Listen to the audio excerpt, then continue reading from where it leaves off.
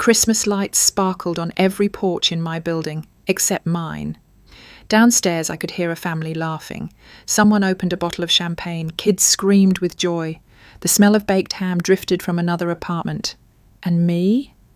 I sat alone with a microwave chicken dinner and a silence so loud it echoed. No calls, no messages, no invitation. But you know what? I wasn't surprised. Not anymore. I used to think maybe it was just a miscommunication, that someone forgot to press send on a group text, that there was a chance my name just slipped their minds. But this wasn't an accident. This was the tradition. My name is Lena Corbin. I'm 31 years old, and I haven't been part of my own family's holidays for nearly a decade, by their choice, not mine. It wasn't always like this. I used to be their pride. The straight-A student, the one who held 3 jobs through college, the responsible sister who helped pay for bills when Dad got laid off, the strong one, that's what they always called me. But somewhere along the line, being strong became an excuse for them to stop showing up for me. I remember once, a few years back, I showed up to a family dinner uninvited because they forgot to send the address change. My sister Camille looked me up and down and said, "Wow, you really wore that?" My mum didn't even greet me. She just handed me a dish towel and told me to be useful. That was the night I realised something. In their eyes, I'm not family. I'm furniture, background, optional. So this year, when the invites never came, I didn't cry. I didn't even flinch. I pulled the chicken from the microwave, sat at my tiny kitchen table, and scrolled through social media. That was the real punch. Photo after photo of my parents, my sister Camille, her fiancé, all dressed in matching flannel pajamas around a fireplace, smiling, laughing, toasting, no tag, no mention, not even a text saying, "Hope you're okay." I clicked out of the app and stared at my dark reflection in the window. That's when I whispered to myself, "You're not invisible. They just decided not to see you." And that was fine, because this time I was done pretending. What I didn't know then was that this Christmas was going to be different. This time I wasn't just going to be forgotten. They were going to remember me. For all the wrong reasons. And what followed? Let's just say it belongs in the Revenge Stories playlist, right next to the ones where the underdog finally gets the last word. Stay tuned, because next I'll tell you how a simple email with a $22,000 invoice became the match that lit the fire. And this time I didn't just burn the bridge, I rebuilt the damn shore. It started a few weeks before Christmas. I was at my desk, buried in spreadsheets, when my phone rang. Mum. Her name still lit up my screen like a punchline to a cruel joke. "Hi, sweetheart," she cooed. That tone, it always came out when she wanted something. "Your sister's turning 26 next month. We're thinking of surprising her with her dream car, a Lexus RX. She paused like she expected applause.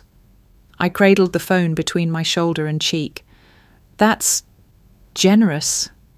Then I added, "What do you mean we're—" Mum laughed lightly. "Well, it's only fair. She's been through a lot this year." I bit my lip. "You do remember I never even got a birthday cake, right? Let alone a car." Silence. Then her voice turned sharp, slicing through the phone like ice. "That's because you're different, Lena. You're strong. Camille is delicate. She needs support. You don't." That was the moment it clicked. My strength, it wasn't admired. It was used as an excuse to forget me. I didn't argue, not because she was right, but because I was tired of being guilt-tripped, gaslit, and guilted into silence. But then, 2 weeks later, I got the email. Subject: Holiday contribution request. Attached, a professional-looking PDF invoice with a total of £22,149, 3 years. Breakdown: $8,000 down payment, $2,200 sales tax, $1,749 dealer fees, $3,600 interior upgrade. And next to gift ribbon and delivery in red bold, paid on behalf by Lena Corbin. I stared at the screen. My name, on a financial document. I never signed anything. At first, I laughed, out loud, because surely this was a joke. But the more I read, the sicker I felt. No greeting, no Merry Christmas, just a bill with my name forged on it. I called my dad immediately, voice shaking. "Are you out of your mind? You signed my name?" He didn't even flinch. "It's Camille's birthday. You know she deserves it. Besides, you're not doing anything with your money. No husband, no kids. Might as well help someone who's building a real life." Y'all, when I tell you I sat there frozen, like, how do you even respond to that? Let me ask you something. If your own parents forged your name on a $22,000 loan, would you still go home for Christmas? Comment below, seriously. I want to know if I'm the crazy one here, or if I'm just finally waking up. Because in that moment, I didn't cry. I didn't scream. I opened my laptop. I pulled up the invoice, renamed the file, and I started writing a very different kind of holiday letter. To the Lexus dealership's fraud department. I didn't slam the laptop shut. I didn't throw my phone across the room. That kind of rage. That was the old me, the version that used to argue, beg, over-explain, but not anymore. This time I moved slower, more precise, because when you've spent years being erased by the people who made you, silence becomes strategy. I pulled up the invoice again and stared at it like it was a crime scene, because, let's be real, it was. A $22,149.03 financial hit, signed in my name, with no consent, no notice, no shame. I checked the fine print. The dealership, the loan ID, the co-signer box, Lena Corbin, digital signature time-stamped. I clicked through my old messages, found the one from my mum. Just be understanding if anything official comes in your name. It's only temporary. We're trying to surprise Camille. They didn't just lie. They planned it. And they counted on me staying silent. Again, you know what they always said when I pushed back as a kid? "You're so dramatic. You're too sensitive. Why do you always make everything about you?" I used to believe them, but sitting there that night, lit only by the blue glare of my laptop screen, I saw it clearly. It was never about me being too much. It was about me being just enough to exploit. So I documented everything. Screenshot of the invoice. That shady text from Mum. Bank statements showing no authorization. My real signature for comparison. Even old voicemails where they joked about how tech-savvy Camille was. I zipped them into a neat folder called Corbin Fraud Evidence. Then I submitted the entire file to the Lexus dealership's fraud reporting portal. Less than 12 hours later, I got an auto response. "Your claim has been received. A case agent will follow up shortly." I wasn't done. Next stop, my lawyer. She's sharp, dry, and just the right amount of ruthless. After reading the evidence, she looked at me over her glasses and said, "They messed with the wrong quiet daughter." We filed a report for identity theft and initiated a formal claim to freeze any activity related to my credit. She also added a cherry on top. "We'll loop in the IRS just in case they've been using your name for more than cars." Spoiler alert, they had. That night I couldn't sleep. Not because I was anxious, but because for the first time in years I felt awake, alive, like I'd finally stepped out of the role I was assigned, the strong one, and into the woman I'd actually become. Someone who doesn't let family weaponize her silence anymore. You know that saying, still waters run deep? Yeah, still waters can flood a house when you ignore the cracks long enough. And I was about to bring the tide. Christmas morning my phone started buzzing before sunrise. First a text from Camille. "What did you do? Lexus just called me. You ruined everything." Then Dad. "You ungrateful brat. We gave you life and you can't even help your sister for once." Then Mum. "Lena, you've humiliated this family. Hope you're proud of yourself." I didn't respond. I just sipped my coffee, slowly, because for once their chaos wasn't mine to clean up. See, what they didn't know was that the Lexus dealership had moved fast. My fraud report wasn't the first they'd seen from well-meaning families pulling stunts like this. Turns out, using someone's identity to co-sign a vehicle loan without consent? Slam dunk criminal fraud. By Christmas Eve, the dealership had froze the registration on the Lexus RX, flagged the financing contract as void, reported the forgery to state authorities. The car, still parked in their driveway, but legally it was a $22,000 paperweight. Camille couldn't insure it, couldn't drive it, couldn't even register it under her own name. She apparently called the DMV in tears. And the best part, the loan still sat in default under their credit, not mine. Meanwhile, my lawyer and I kept digging. And what we found next? It flipped the entire narrative. While pulling old tax forms and bank activity for our claim, she spotted something strange. My parents had been listing me as a dependent on their taxes for 4 years, despite the fact I hadn't lived at home since college. I called the IRS, spoke to an agent who sounded more tired than surprised. "This isn't new," he said. "Some parents do this, especially with strong kids, the ones who never push back." That one sentence sat with me longer than I expected. They didn't just use my name for a car. They'd been stealing little pieces of my identity for years, silently, strategically, because they knew I wouldn't ask questions.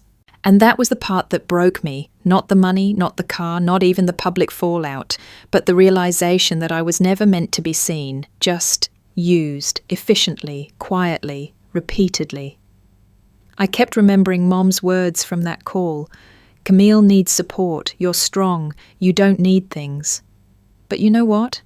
Maybe I did need something. Not gifts, not praise, just the bare minimum of dignity, of truth, of being treated like I mattered. I didn't get that.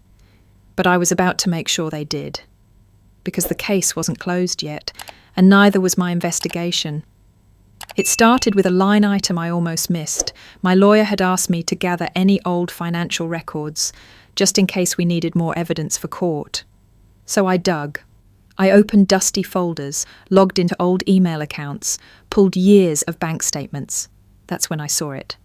A credit card, opened in my name, had quietly racked up over $9,000 in charges between April and June last year.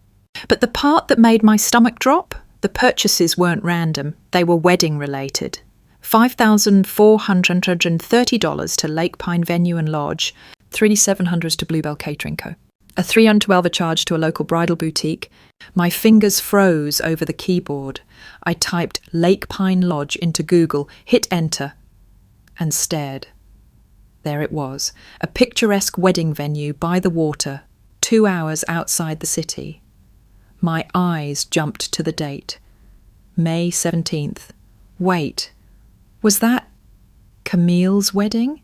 She told me she wasn't even engaged, that they were taking it slow. There had been no announcement, no save the date, no photos. I hadn't been invited. Hell, I didn't even know it happened. But here I was, looking at charges from my name. I had unknowingly paid for the wedding I wasn't even allowed to attend.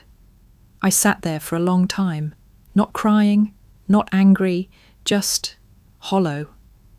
I remembered once asking Mum why Camille never included me in her big events. She'd smiled and said, "Honey, you're not really the social type. Camille just doesn't want you to feel uncomfortable." No, they didn't want me seen. They wanted to keep me invisible, obedient, quiet, and, apparently, financially useful. This wasn't about favoritism anymore, this was calculated erasure. And the worst part? I hadn't noticed. I'd been too busy surviving to see the patterns, too used to being the one who didn't get a seat at the table, I stopped expecting a chair. So that night, I made a decision. I wasn't going to fight for a place in their house anymore. I'd build my own. The next morning, I called a real estate agent and put in an offer on the property across the street from my parents' home. Their house was in pre-foreclosure, bank flags all over it. I didn't want their house, I wanted the view of it. I wanted the reminder, not of revenge, but of reality. Because healing doesn't mean forgetting. It means remembering with both eyes open. And when people say she bought a house out of spite, they don't get it.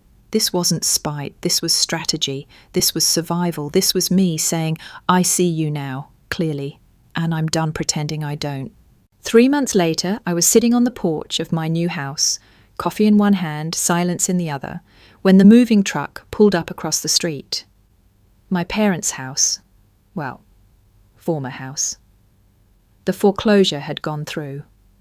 I watched through my sunglasses as the front door swung open. My dad stomped out first, slamming the car trunk like it had personally betrayed him. My mum followed, pearl necklace still clinging to her neck like she couldn't let go of the image. And Camille, barefoot on the curb, mascara streaked, holding a box of mismatched kitchenware like it weighed 1,000 pounds.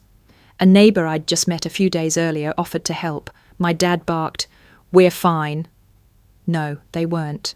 But the strangest part, I didn't feel triumphant. I didn't want to wave or smirk or say, "Told you so." I just sat quietly and let it all pass. Because that wasn't my battle anymore. My battle had always been about being seen, heard, counted. And for the first time, I didn't need their collapse to feel full. That winter, I hosted my first Christmas. Not out of tradition, but out of reclamation. My tree wasn't tall, the gifts were wrapped in newspaper, the music was off-key, and the gingerbread cookies were a disaster. But my guests, they were everything. Friends, neighbours, people who knew what it felt like to be left out, overlooked, forgotten, but still here. We laughed, we danced barefoot in the kitchen. Someone cried, and no one looked away. It wasn't perfect. But for the first time it was real. A week later, a letter arrived. No return address, but the handwriting was unmistakable, my mother's cursive. The same loops and swirls I used to copy as a little girl. "You were always too proud. Family means forgiveness. You humiliated us. You could have handled this differently." No apology, just guilt, wrapped in old perfume and entitlement. I folded the letter in half, walked to the backyard, and dropped it into the fire pit. It flared up, hissed, and disappeared. Then I went inside and wrote something else, a letter to myself. "You are not cold. You were frozen for too long, in their silence. In their approval you never got, in the spaces they kept locked. But now you've thawed. You're alive. You're free." I sealed it in an envelope and labelled it Proof of Life. Because the best revenge wasn't the lawsuit, wasn't the house, wasn't even watching them fall. It was becoming everything they said I couldn't, without needing them at all. Now, when people ask me, why do you live across the street from your childhood home? I just smile. Because some addresses don't hold memories. They hold closure. Let me ask you this. Have you ever had to build your own peace because the people who raised you refused to give you any? Drop a comment, share your story, even if it's just one sentence, because I promise someone reading needs to know they're not the only one. And hey, if this story hit close to home, hit like, subscribe, and tell me where you're watching from. You made it this far. So did I. That's something worth celebrating.